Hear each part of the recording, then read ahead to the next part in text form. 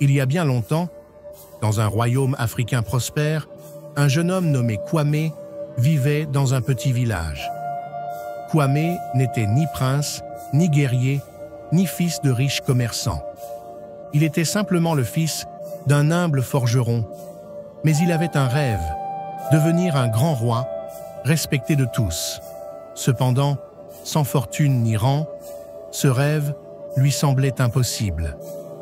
Un jour, alors qu'il travaillait dans l'atelier de son père, un vieil homme mystérieux entra.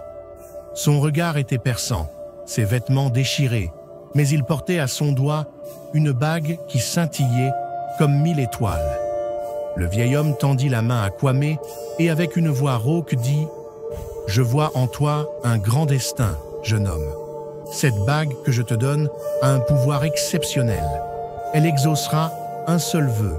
Mais attention, choisis avec sagesse, car chaque souhait a ses conséquences. » Kwame, intrigué mais méfiant, accepta la bague.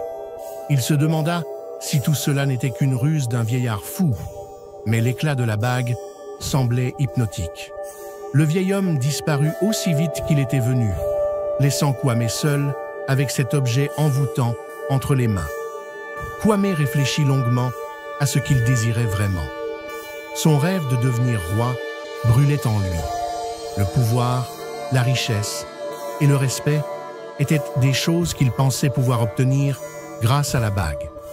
Alors, sans hésitation, il fit son vœu. « Je souhaite devenir le roi le plus puissant de tout le royaume », dit-il à haute voix. Aussitôt, la bague se mit à briller d'un éclat aveuglant. Un vent violent balaya le village, et en un instant, Kwame se retrouva vêtu d'un manteau royal, une couronne d'or sur la tête. Autour de lui, un palais imposant s'élevait, là où se trouvait autrefois sa modeste demeure. Les villageois s'inclinaient devant lui, murmurant « Roi Kwame » à son passage. Il avait enfin obtenu ce qu'il souhaitait. Au début, Kwame gouverna avec sagesse. Il aimait son peuple et veillait à leur bien-être. Mais rapidement, il se rendit compte que le pouvoir attirait non seulement la gloire, mais aussi la jalousie, la trahison et la peur. Des ennemis, des complots et des attaques venant de royaumes voisins commencèrent à surgir.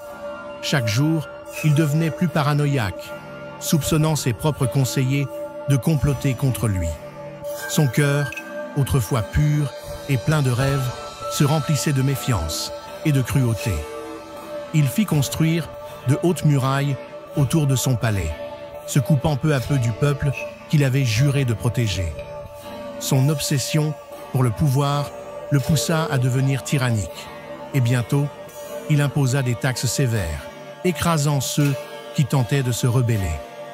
Un soir, alors que Kwame contemplait son reflet dans la bague, se demandant comment tout avait dérapé, le vieil homme réapparut. Cette fois, son regard était sombre, presque accusateur. « Je t'avais prévenu, jeune homme, » dit-il calmement. « Tu as souhaité le pouvoir sans en comprendre le prix. » Kwame, rempli de regrets, tomba à genoux. « Je ne voulais pas de cela.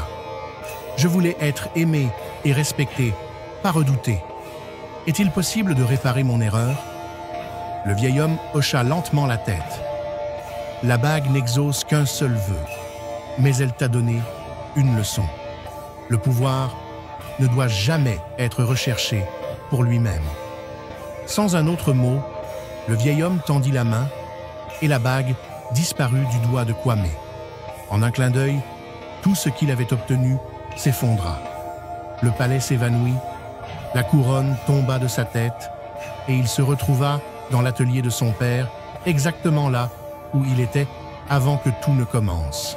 Kwame, désormais plus humble et sage, réalisa que la vraie grandeur ne résidait pas dans le pouvoir ou la richesse, mais dans la manière dont on traite les autres. Il passa le reste de sa vie à aider les villageois, construisant une communauté unie et prospère, respectée non pour sa richesse, mais pour son intégrité. Les anciens racontent encore l'histoire de Kwame et de la bague magique, un conte sur l'avidité, les pièges du pouvoir et la quête de la véritable sagesse.